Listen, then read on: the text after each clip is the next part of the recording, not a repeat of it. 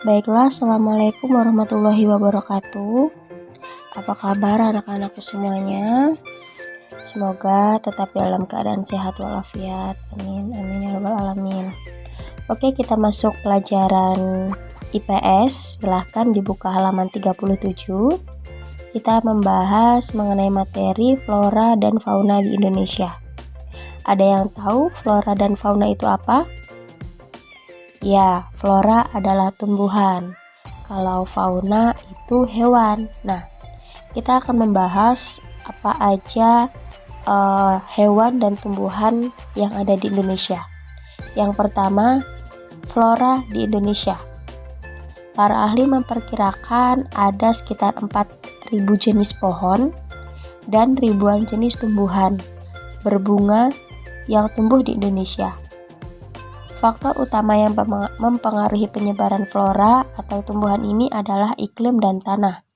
Selain iklim, ada juga yang sangat berpengaruh adalah ketinggian suatu tempat, di mana ketinggian, iklim ini sangat mempengaruhi jenis-jenis tumbuhan yang ada di daerah tersebut. Oke, berdasarkan persebarannya, jenis-jenis flora di Indonesia dapat dibedakan menjadi 3. Apa aja? Nah, yang pertama ada flora di wilayah Indonesia bagian barat yang didominasi oleh vegetasi hutan, yaitu hutan tropis yang tanahnya selalu basah. Hal itu dikarenakan pada kawasan ini mempunyai curah hujan dan kelembapan yang cukup tinggi.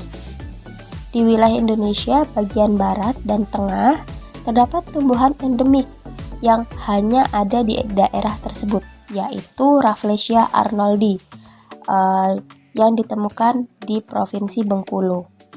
Di kawasan pantai yang landai itu banyak dijumpai hutan mangrove atau hutan bakau. Oke, itu tadi yang pertama. Yang kedua, ada flora di wilayah Jawa Tengah sampai dengan Nusa Tenggara yang didominasi oleh hutan musim dan hutan homogen yang tidak begitu lebat. Lalu yang ketiga ada flora di wilayah Indonesia bagian timur, di mana wilayah ini didominasi oleh hutan hujan tropis di Papua. Namun jenis tumbuhannya berbeda dengan jenis tumbuhan di wilayah Indonesia bagian barat.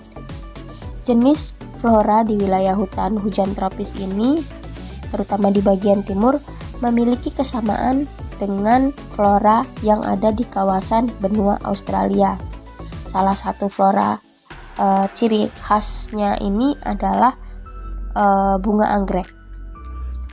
Oke, itu tadi ketiga jenis berdasarkan persebarannya. Yang selanjutnya tadi kita membahas mengenai flora, sekarang kita membahas mengenai faunanya.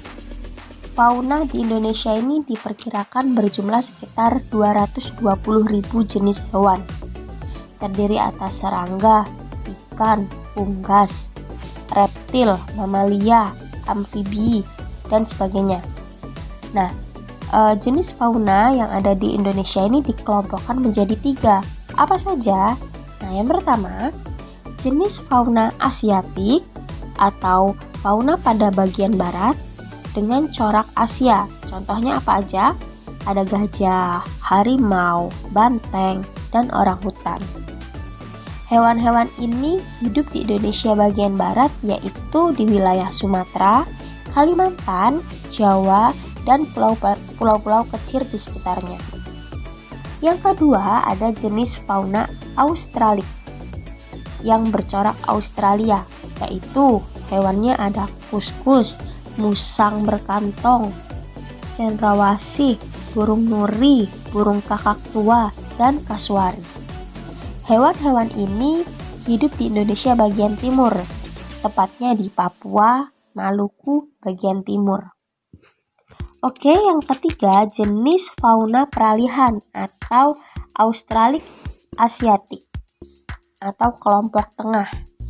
merupakan fauna peralihan atau campuran antara fauna Asia dan fauna Australia. Nah, itu tadi pembahasan mengenai flora dan fauna. Sekarang kita membahas mengenai bentuk muka bumi Indonesia. Bentuk muka bumi Indonesia merupakan hasil kerja geologi, yaitu tenaga endogen dan eksogen. Apa sih tenaga eksogen dan endogen ini? Oke, pertama, tenaga endogen adalah tenaga atau kekuatan yang berasal dari dalam bumi. Tenaga endogen bersifat membangun bentuk-bentuk muka bumi yang terdiri atas gerak tektonik, vulkanik, dan gempa bumi. Nah, gerak tektonik itu apa? Yaitu perubahan letak lapisan atau batuan penyusutan kulit bumi, baik itu secara mendatar ataupun vertikal. Lalu vulkanik atau vulkanisme adalah peristiwa gerakan magma di dalam kulit bumi hingga permukaan bumi. Vulkanisme ini berhubungan dengan pembentukan gunung berapi. Yang ketiga, gempa bumi adalah getaran di permukaan bumi yang berasal dari dalam lapisan kulit bumi. Gempa bumi dapat dibagi menjadi gempa tektonik, vulkanik, dan gempa runtuhan. Oke, selanjutnya tenaga eksogen. Tenaga eksogen ini merupakan tenaga atau kekuatan yang berasal dari luar bumi. Dan tenaga eksogen bersifat merusak dan telah dibangun oleh tenaga endogen bekerja hanya pada permukaan bumi. Lalu tenaga endogen ini terdiri atas pelapukan, pengikisan, pengangkutan, dan pengendapan. Kita bahas satu persatu. Pelapukan adalah proses rusaknya batuan ataupun benda yang lainnya pada tempat asalnya. Pelapukan dapat terjadi secara mekanik, kimia, dan organik. Yang kedua, pengikisan, yaitu perusakan batuan secara mekanik oleh air yang mengalir, lalu angin, terus juga ada gelombang laut. Yang ketiga, ada pengangkutan, adalah pemindahan bahan-bahan hasil pelapukan ke tempat yang lebih rendah oleh air, angin, gletser, dan arus laut. Yang keempat apa? Pengendapan, yaitu proses akhir dari tenaga eksogen. Jadi hasil-hasil pelapukan dipindahkan dari tempat asal yang lebih tinggi ke tempat yang lebih rendah, lalu ditumpuk secara berlapis-lapis. Oke, kita bahas yang selanjutnya, ada C, bentuk muka bumi Indonesia. Nah, yang pertama ada relief dataran. Jadi relief dataran ini ada lipatan dan patahan. Karena tenaga tektonik pada kulit bumi ini menghasilkan lipatan dan patahan. Lipatan terjadi karena tenaga endogen yang gerakannya mendatar dalam waktu lama secara perlahan. Lalu lipatan terdapat punggung lipatan yang disebut antiklinal. Bagian rendah antara dua antiklinal disebut sinklinal. Oke.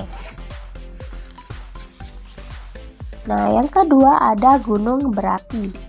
Gunung berapi ini terjadi karena terobosan magma pada lapisan kulit bumi, di mana magma tersebut tidak sampai ke permukaan bumi. Nah, berdasarkan bentuknya dibedakan gunung berapi menjadi gunung api mar atau corong, gunung perisai atau tameng, dan strato atau kerucut. Dan persebaran gunung berapi dan pegunungan di Indonesia mengikuti arah pegunungan muda Sikrum Pasifik dan Sirkum Mediterania. Nah, yang selanjutnya C, dataran. Dataran adalah tanah atau daerah dengan permukaan rata atau sedikit bergelombang dan meliputi wilayah yang luas. Dataran di Indonesia merupakan dataran yang subur dan dibagi menjadi dua, yaitu dataran tinggi dan dataran rendah. Nah, dataran tinggi di Indonesia berkembang menjadi pusat ekonomi penduduk, contohnya di Bandung. Dataran tinggi juga menjadi daerah tujuan wisata seperti di Dieng. Lalu dataran rendah, yaitu ketinggiannya kurang lebih dari 400 meter di atas permukaan laut.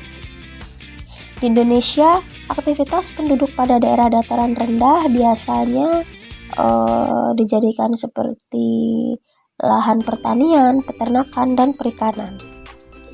Nah, yang D ada daerah Kars.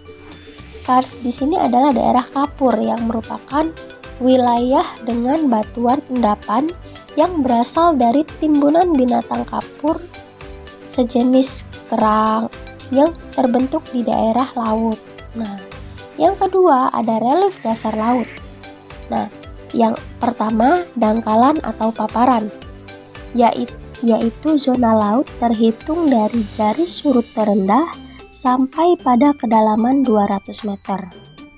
Yang kedua ada basin, palung, dan ambang. Basin ini adalah cekungan atau lembah atau lubuk pada dasar laut. Basin merupakan cekungan yang kejadiannya dapat secara struktural ataupun rasional atau terdiri akibat pengikisan.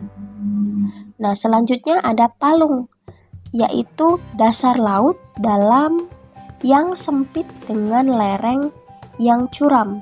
Palung ini menyerupai ngarai di dasar laut dalam dan bentuk celah memanjang. Contohnya seperti Palung Mindanao, Palung Mariana, dan Palung Jawa. Nah, selanjutnya bentuk muka bumi yang lain pada dasarnya adalah deretan pegunungan yang disebut ambang atau panggung laut. Itu tadi pembahasan kita pada hari ini. Mudah-mudahan video ini dapat diserap ilmunya oleh anak-anak semuanya. Oke, mungkin itu saja yang dapat Ibu sampaikan pada pertemuan hari ini. Kurang lebihnya Ibu mohon maaf, Ibu akhiri. Wassalamualaikum warahmatullahi wabarakatuh. Semangat!